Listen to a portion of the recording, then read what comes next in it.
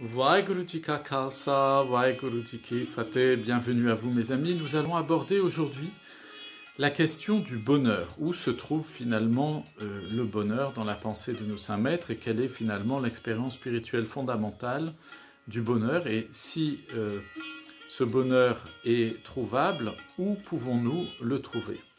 Ainsi, nous allons nous rendre tout de suite dans la Bani, au Ang 86, au verset 17, à la ligne 17, où nous lisons, c'est Guru Amar Das Ji Sahib qui nous enseigne et qui nous dit « Nanak bin nave sab dukh sukh visarya » que l'on peut traduire ainsi « Ô Nanak, sans le nom divin, sans le nam, sans le nom divin, sab dukh » il y a beaucoup de souffrances, qu'on pourrait traduire par toutes les souffrances.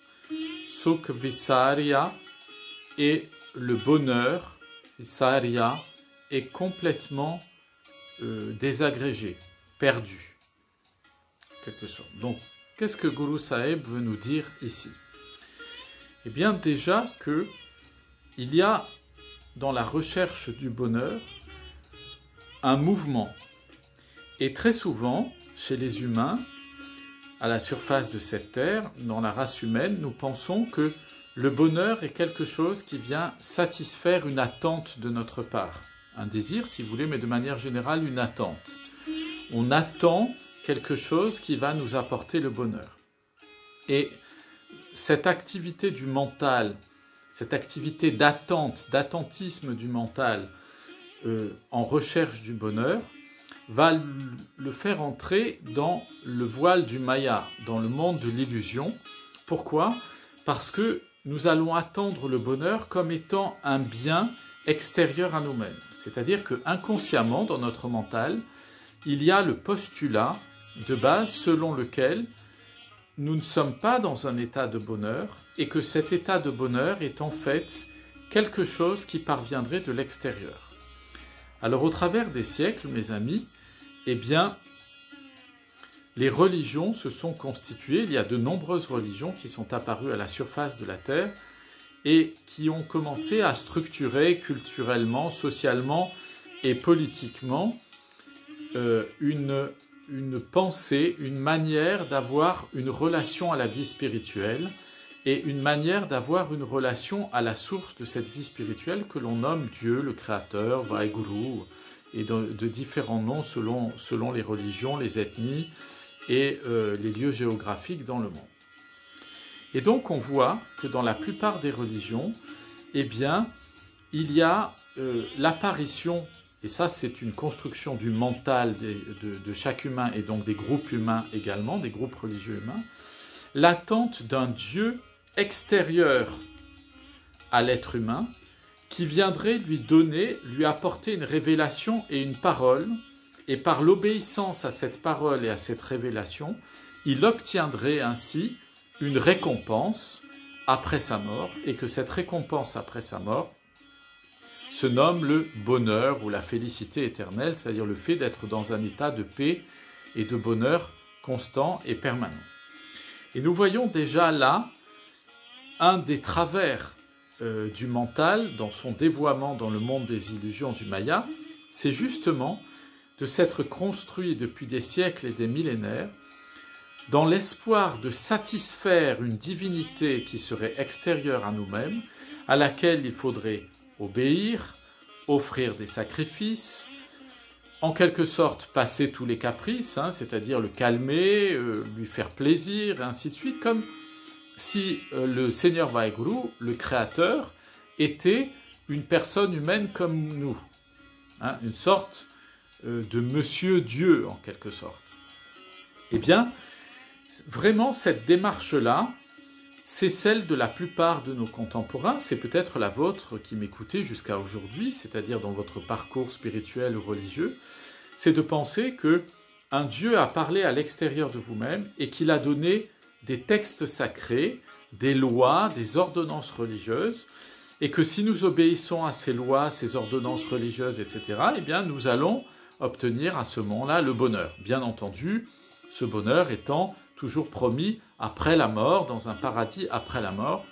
Et la plupart de ces religions, notamment les religions révélées, comme le judaïsme, le christianisme ou l'islam, même si elles ont des courants mystiques qui ont intériorisé cette question de Dieu, globalement, dans leurs doctrines officielles, leurs enseignements officiels, elles professent un Dieu, et il y en a bien d'autres dans le monde, je cite celle-ci parce que nous sommes dans le monde occidental et que ce sont celles qui sont à la fois, comme le judaïsme et l'islam, à l'origine de la construction sociologique de la pensée du monde occidental, mais avec l'islam dans le bassin méditerranéen, ce qui est le prolongement de la pensée juive et chrétienne, eh bien, c'est cette idée d'un Dieu qui donne une loi extérieure, et cette loi vient régir tous les domaines de la vie humaine.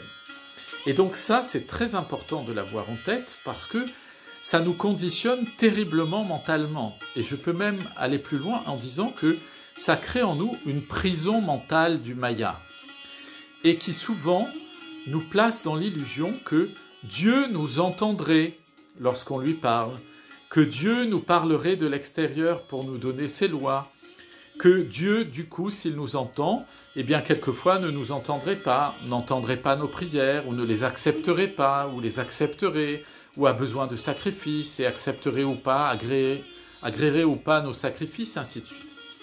Et tout cela, ça crée un voile non seulement d'illusion, mais une angoisse existentielle profonde dans le cœur humain.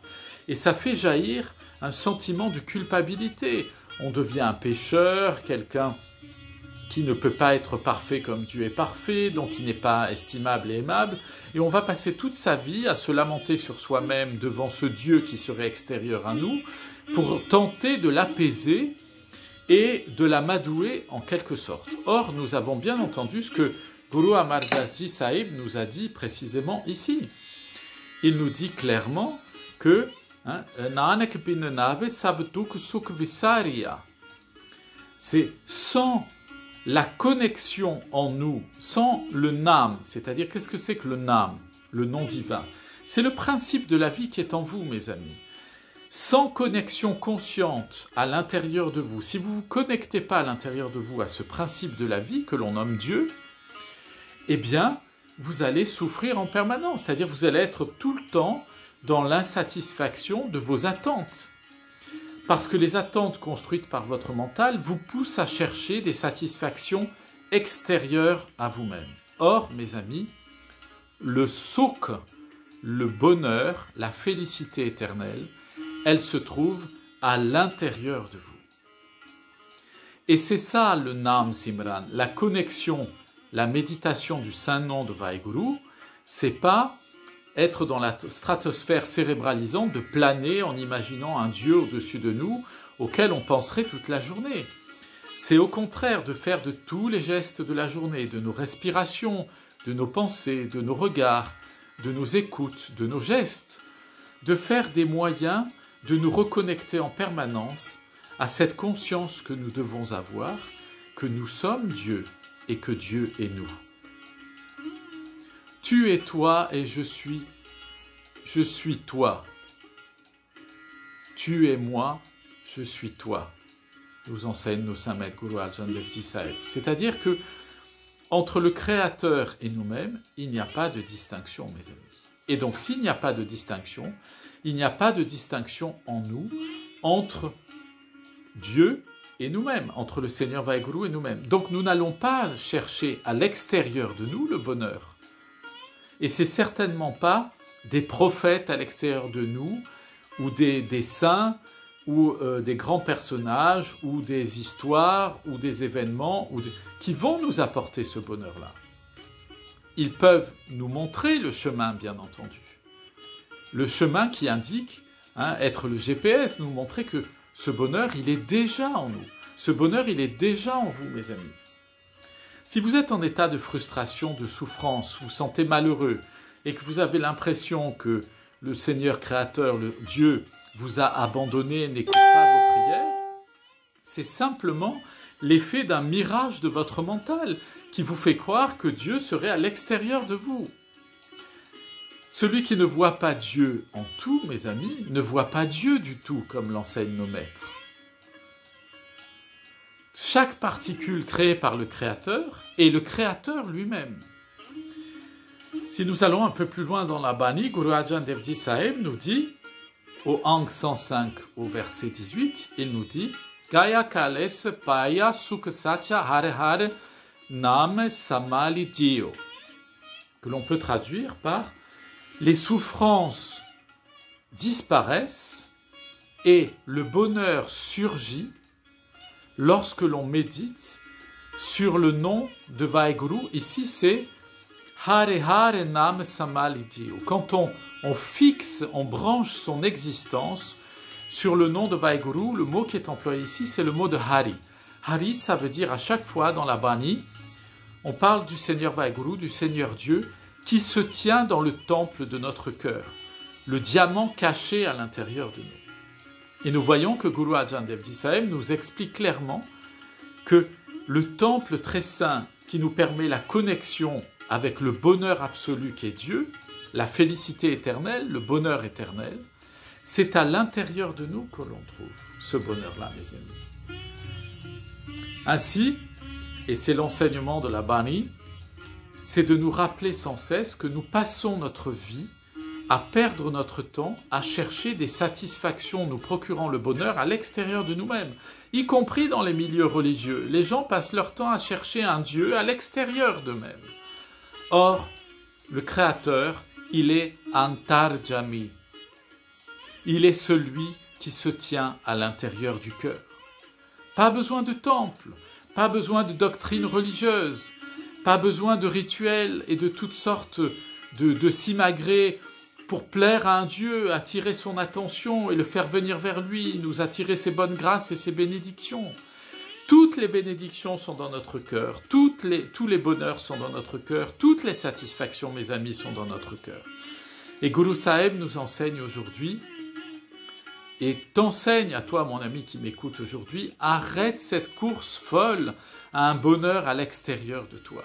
Si tu fais dépendre ton bonheur intérieur de quelque chose qui t'est extérieur, un humain, un événement, une position sociale, ou même d'un Dieu qui serait à l'extérieur de toi, tu vas tout le temps souffrir, tu vas tout le temps être dans l'insatisfaction. Ce bonheur, ce calme et cette paix éternelle et absolue, totale, cette paix totale, ce bonheur total se trouve en toi et pas ailleurs. Ne va pas le chercher ailleurs. Voilà le beau message que nos saints maîtres, que nos maîtres de mémoire bénis nous enseignent depuis plus de 5 siècles, que nous enseigne aujourd'hui Guru Granth Sahib Ji Maharaj, c'est ne va pas chercher à l'extérieur un Dieu qui ferait des caprices et qui aurait besoin d'être calmé pour qu'il te fasse des cadeaux spirituels ou des cadeaux matériels. Tout provient de la connexion à l'intérieur de toi avec ce Seigneur suprême. Je vous souhaite, mes amis, plein de bénédictions sur vous, vos familles, vos amis, vos voisins et tous ceux que vous aimez. Je vous dis à très bientôt. Vaheguru Ji Ka Khalsa, Vaheguru Ji Ki Fateh.